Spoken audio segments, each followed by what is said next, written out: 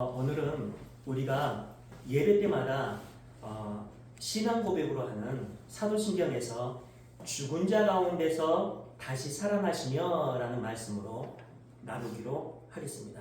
우리는 2주 전에 고난주간을 지냈습니다. 그리고 지난주에는 부활주일을 지냈죠. 많은 사람들이 고난주간에는 음식을 끊으면서 최대한 슬퍼합니다.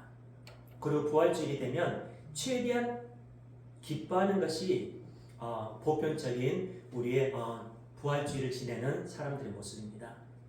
그리고 예배 때마다 그 목적으로 사도신경에서 고난과 죽으심과 부활하심을 신앙 고백하고 있는데, 우리가 그러한 절기를 지내면서 신앙 고백을 하고 있는 우리 속에 있는 그 믿음의 본질이 어떤 것인지 우리가 질문을 하면서 생각을 하면서 오늘 말씀을 나눠보겠습니다.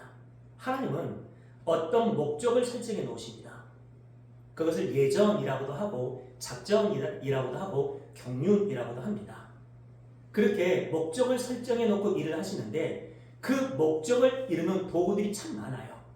그 도구들로 사용되는 것들 중에서 예수님의 고난과 죽으심과 부활하심이 있어요.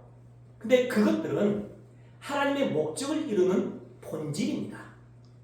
그래서 우리는 신앙 고백에서 그 최종적인 본질인 예수님의 고난과 죽으심과 부활하심을 고백하고 있어요. 방금도 우리가 그 고백을 했죠. 헝가리의 의사였던 하르비라는 의사가 있었어요.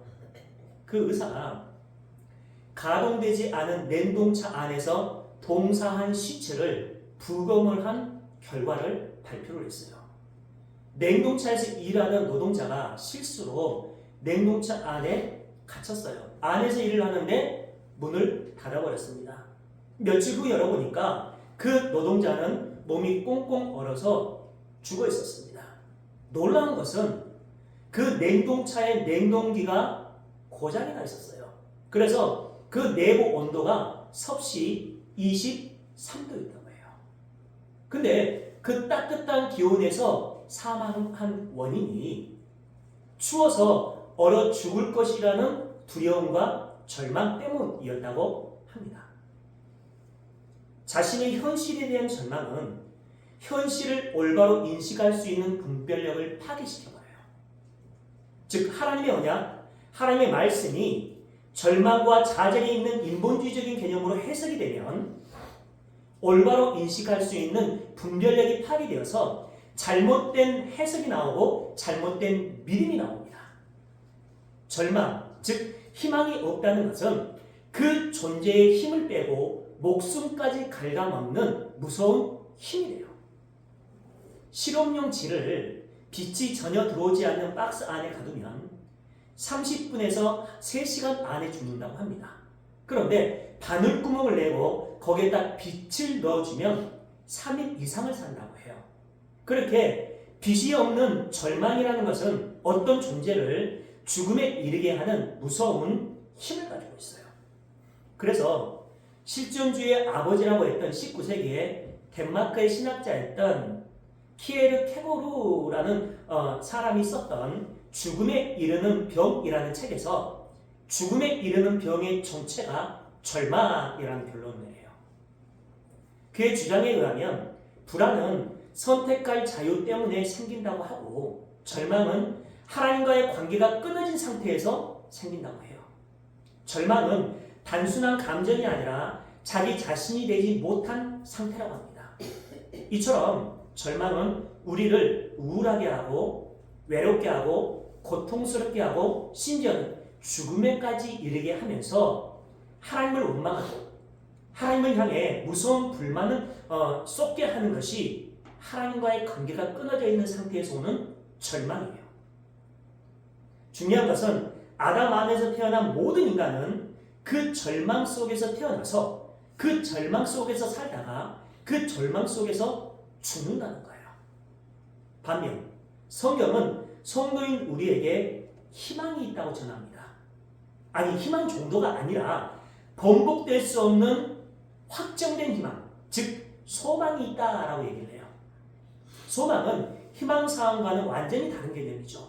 희망은 좋은 결과를 기대하는 것이기 때문에 언제든지 번복될 수 있고 실패될 수도 있고 파괴될 수도 있지만, 소망은 확정된 희망이기 때문에 절대로 실패될 수 없고 번복될 수도 없어요.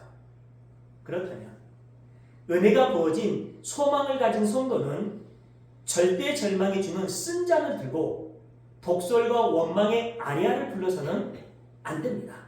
그런데 하나님을 믿는다는 성도인 우리가 너무나 자주 하나님을 향한 원망의 아리아를 부르고 있는 것이 문제예요. 그것은 하나님과의 올바른 관계가 무엇인지를 모르고, 하나님의 언약, 복음, 은혜가 무엇인지를 모르고 성도가 가져야 할 소망의 정체성에 대해 너무나 무관심하기 때문이에요. 다른 것들을 추구하며 지향하며 살아가고 있기 때문입니다. 그러니까 성도인 우리는 절망의 현실 속에서 그 현실을 밟고 일어날 수 있는 그 소망의 정체성에 대해 아는 것이 굉장히 중요해요. 우리를 그 소망의 정체성을 발견할 수 있는 곳으로 이끌어 나가는 분이 성령 하나님입니다. 그 소망의 정체성을 주는 게 하나님의 언약 말씀이에요. 너희를 하나님이 어떻게 창조하셨고 너희에게 하나님이 어떤 것을 어떻게 주셨고 그 하나님이 주신 올바른 관계 안에서 너희를 어디로 최종적으로 데리고 가는지, 그것이 하나님 나라잖아요. 그들이 모여서 예배드리는 곳이 교회입니다.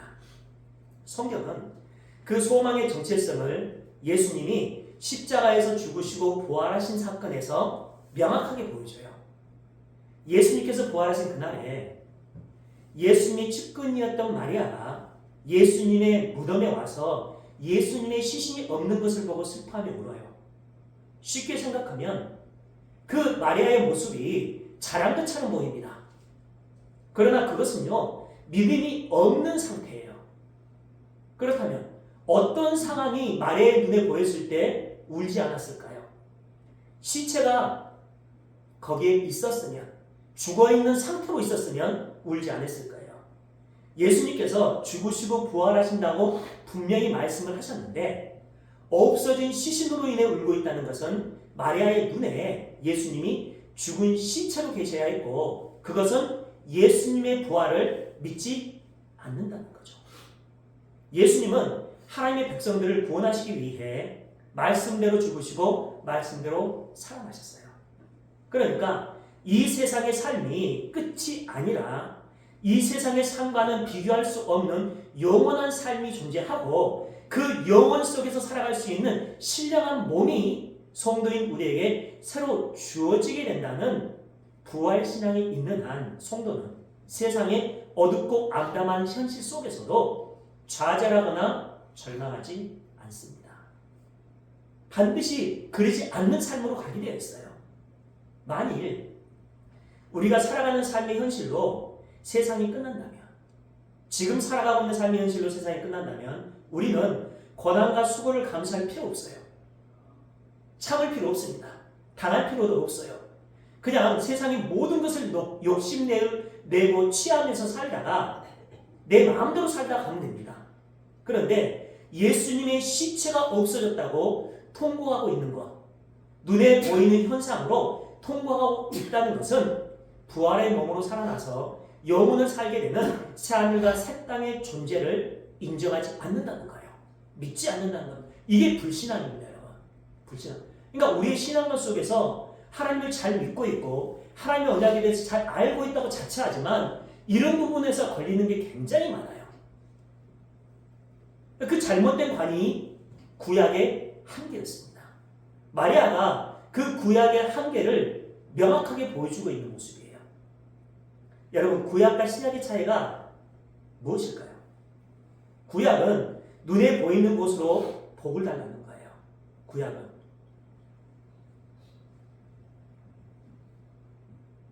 신약은 눈에 보이지 않는 그 하나님 나라, 그렇죠?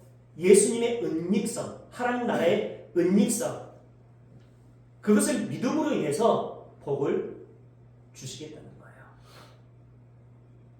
그래서 예수님은 십자가에서 죽으시고 부활하셔서 하늘로 올라가시고 성도의 눈에는 보이지 않는 구원과 하나님 나라의 백성이라는 영적인 복을 주셔요.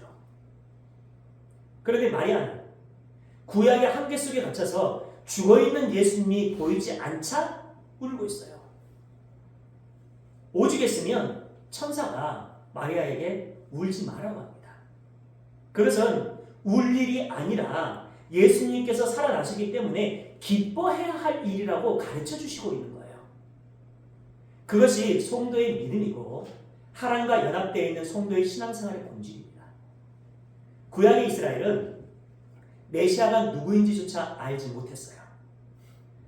그 구약을 통해 배웠던 신약의 성도들은 오실 메시아에 대한 신앙이 있기는 했어요. 그렇지만 그 메시아를 인본주의적인 사상으로 규정해서 잘못된 메시아를 기다리고 있다 보니까 실제로 오신 진짜 메시아를 알아보지 못했어요. 그래서 그 메시아를 십자가에 못 박아 죽여버립니다. 그러다 우리는 그 메시아가 오셔서 무엇을 가르쳐 주셨고 십자가를 통해 어떤 일을 하셨고 그 일의 결과가 어떻게 나타났는지를 우리는 명확하게 압니다. 성경을 통해, 말씀을 통해, 성령 하나님의 내주하심을 통해. 그래서 우리는 예배 때마다 사도신경으로 죽은 자 가운데서 다시 살아나시며 라는 신앙 고백을 하고 있어요. 즉 하나님은 성도인 우리를 구원할 목적으로 예수님을 보내셨고 그 구원의 본질, 우리의 구원은 하나님 나라의 완성이에요. 그것까지 가야 됩니다. 그 구원의 본질로 십자가에서 고난을 받으심으로 인해 우리의 죄에 대한 대가를 대신 치러주셨고 십자가에서 죽으심으로 인해 우리의 모든 죄성, 그 모든 죄성을 완전히 죽여주셨고 사망에서 부활하심으로 인해 우리를 거룩한 백성, 완전히 새로운 생명체로 살려내 주셨어요. 즉 예수님의 고난과 죽으심은 부활을 전제하고 그 모든 삶은 성도의 거룩의 그 목적이 있습니다. 그러니까 하나님께서 성도를 구원해 주실 계획을 세우시고 그 구원의 본질로 십자가의 사건을 주신 것이기 때문에 우리가 예수님의 고난의 여정을 지나갈 때 그 고난을 통해서 우리의 죄에 대한 모든 값을 치러주신 그 주님을 생각하면서 감사하고 예수님이 십자가에서 죽으실 때 우리는 우리의 모든 죄성을 한꺼번에 가져가서 완전히 죽여주시는 그 주님의 사랑과 은혜, 하나님의 그 계획하심에 감사와 찬양을 하고 예수님의 다시 살아나심으로 인해서 우리가 하나님 나라 백성으로서 완전히 새롭게 태어나게 해주신 그 은혜에 감사와 찬양을 드립니다. 그러니까 고난과 죽으심과 살아나심은 모두 성도의 완성에 있습니다. 하나님 나라 백성으로서 거룩의 완성, 성화의 완성에 있다는 거죠. 그게 우리가 지나왔던 고난 주간과 부활의 주일이 되어야 한다고 했습니다. 그런데 오늘날 그 복음의 본질을 명확하게 알고 있는 성도들조차도 고난과 죽으심과 부활하심을 따로 떼나요. 초대교회 성도들처럼 그렇게 바라보고 있습니다. 당시에는 마리아만 예수님의 부활을 믿지 않았던 것이 아니라 모든 제자들도 믿지 않았어요. 누가복음 24장 7에서 11절입니다.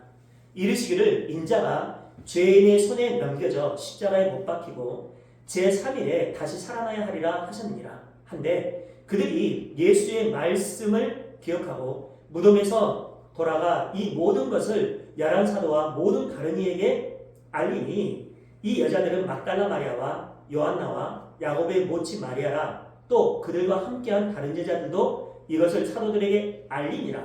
사도들은 그들의 말이 허탄한 듯이 들려 믿지 아니하나. 여기서 허탄하이라는 단어에 레록스라는 단어는요 헛소리, 잡담, 시끄러움이라는 뜻이에요. 예수님의 제자들 중에서 예수님의 부활을 믿었던 사람은 한 명도 없었습니다. 그렇게 제자들까지도 예수님의 가르침을 자기들이 원하는 대로 받아들이고 이해하고 믿다 보니까 잘못된 신앙관이 자리 잡게 되었어요. 그것은 나중에 성령의 내주하심으로 인해 바로잡혀집니다. 그래서 그 성령님이 오심으로 인해서 예수님이 어떤 분이었고 하나님 나라가 어떤 것인지를 알고 죽음도 불사하면서 그 하나님 나라에 대해서 전했던 자들이 제자들이잖아요. 예수님의 제자들. 그러나 그렇게 많은 사람들은요, 인간의 행위로 구원받는다고 믿었어요. 그래서 구원받기 위한 목적으로 눈에 보암짓도 하고 먹음짓도 하고 지혜롭게 할 만큼 탐스러운 것들을 찾아 나갔습니다. 예수님도 그렇게 눈에 보이는 것으로 규정을 했죠. 신앙생활도 열심히 하고, 그렇죠? 그 모든 예배와 신앙생활과 봉사와 헌신에는 인간이 만들어낸 기준이 있어요. 딱 세워져 있습니다. 그 기준은 하나님의 뜻과는 상관없이 유대주의, 율법주의적인 사상이 들어있어요. 그 기준이 자기의 기준에서 조금이라도 부족하면 불안해지기 시작하고 더 열심히 살아가기 시작합니다. 우리의 구원은 오직 하나님의 은혜라는 것을 지식적으로는 알고 있지만 삶 속에서는 나만의 기준을 세워놓고 그 기준에 부합한 삶을 살아가고 있어요. 그것을 율법주의라고 합니다. 그 유대주의, 율법주의, 알메니언주의적인 사상은 모든 사람들에게 보편적으로 있어요.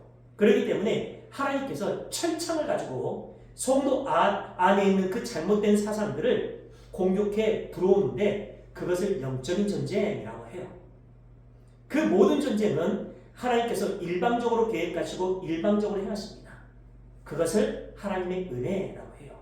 우리는 그 하나님의 은혜 안에서 살아가고 있는 성도입니다. 우리의 구원은 오직 하나님의 은혜로 이루어지는데 그 은혜가 우리의 삶 속에서 가시적으로 예수님의 죽으심과 부활로 나타났어요. 그래서 믿음의 선배들은 자신의 신앙 고백 안에 죽은 자 가운데서 다시 살아나신 예수님을 고백하고 있습니다. 인류 역사의 분기점은 예수님의 탄생을 기준으로 해서 탄생 이전을 BC, 탄생 이후를 AD로 규정합니다. 그러나 더 정확하게 이야기를 하면 인류의 역사의 분기점은 예수님의 부활 사건을 기준으로 해서 부활 이전과 부활 이후로 규정이 되어야 합니다.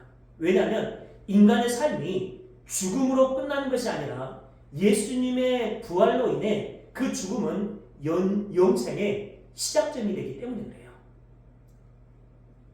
예수님의 부활 사건은 인류의 역사 속에서 일어났던 일 가운데 가장 놀랍고 가장 영광스럽고 가장 복된 사건이에요. 예수님의 부활에 대한 신앙은요, 예수님의 대속적인 죽음과 함께 기독교 신앙의 초석을 이룹니다. 우리 기독교의 핵심은 대속적인 죽음과 부활이라는 결론이에요. 예수님의 부활은 죽으심을 전제하고 있는데 그 부활이 없다면 기독교는 최고의 사기 집단이 돼요. 만일 부활이 없다면 우리는 다른 사람들을 속일 뿐 아니라 우리 자신도 속고 있는 거죠.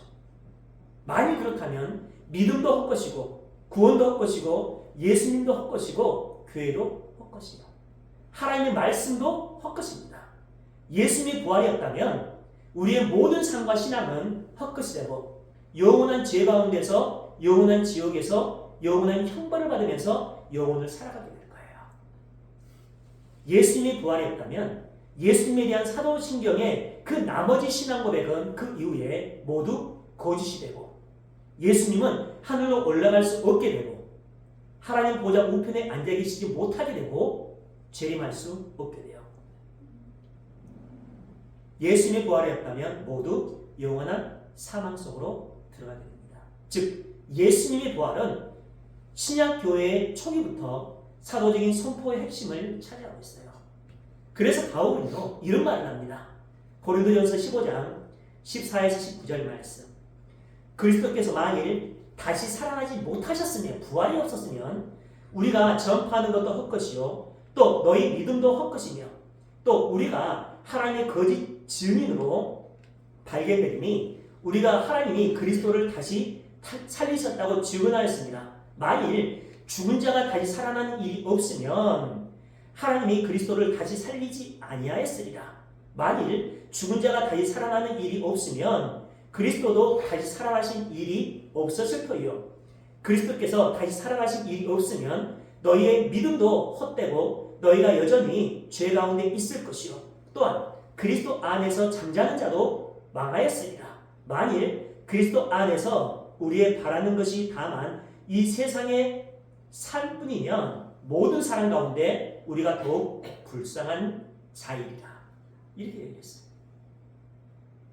이처럼 예수님께서 부활하지 않았다면 우리 기독교는 모든 것이 완전히 무너지게 돼요. 그렇기 때문에 예수님의 부활은 기독교 신앙에서 사활이 걸린 문제입니다. 그래서 우리는 부활신앙으로 살아가고 예수님께서 부활하신 그 주일에 우리는 예배일로 드리고 있어요. 그래서 역사상 예수님의 부활만큼 많이 연구되고 조사된 사건이 없어요. 즉 진정한 성도는 예수님의 부활 안에서, 그리스도 안에서 예수님의 부활과 연합하여 살아가게 되어 있어요. 하나님께서 반드시 그렇게 이끌어가거든요. 장사한 지 사흘 만에 죽은 자 가운데서 다시 살아나시며 라는 신앙 고백은 예수님의 부활에 대한 신앙 고백이에요. 문제는 사람들이 부활과 소생을 같은 것으로 생각하는 경우가 있는데, 죽었다가 다시 살아나는 소생과 부활은 본질적으로 다른 개념이죠. 소생은 다시 살아나기는 하지만 다시 죽습니다. 역사적으로 봤을 때 몇 시간이나 몇 분 만에 살아나는 일들은 비일비재하게 일어났어요. 이처럼 소생은 제한된 시간 동안 연장하는 것뿐입니다. 천국도 지옥도 아닌 육신이 있는 그 자리에서 그 육신으로 다시 살아나는 것을 소생이라고 해요. 성경에서 예수님이 그렇게 소생시켜 주신 사람들이 있어요. 나사로, 나인성 과부의 아들 야이로의 딸. 그러나 부활은 단순히 살아나는 것이 아니라 완전히 새로운 몸으로, 새로운 생명체로 영원한 영생으로 살아나서 완벽하게 변화되는 겁니다. 완전히 다른 세계관으로 나오게 돼요. 더 이상 썩지 않고, 더 이상 죽지 않고, 더 이상 미혹되지 않는 그 영생불사의 몸, 신령한 몸으로 영광스럽게 변화되어서 다시 살아나는 것을 부활이라고 해요. 예수님은 그렇게 완전한 거룩한 부활을 하셨어요. 성도인 우리는 그 예수님의 죽으심과 함께 우리의 모든 죄성이 완전히 죽었고, 예수님의 부활과 함께 거룩한 백성, 하나님의 자녀, 하나님 나라의 성도라는 완전히 다른 세계관으로 거듭났어요. 그 모든 것의 주체가 예수님이었기 때문에 우리는 그 예수님이 죽은 자 가운데서 다시 살아나심을 신앙 고백서를 통해서 고백하고 있습니다. 그 예수님의 부활과 함께 하나님 나라에서의 영생을 누리는 우리 모두의 삶이 되길 주님의 이름으로 축원합니다.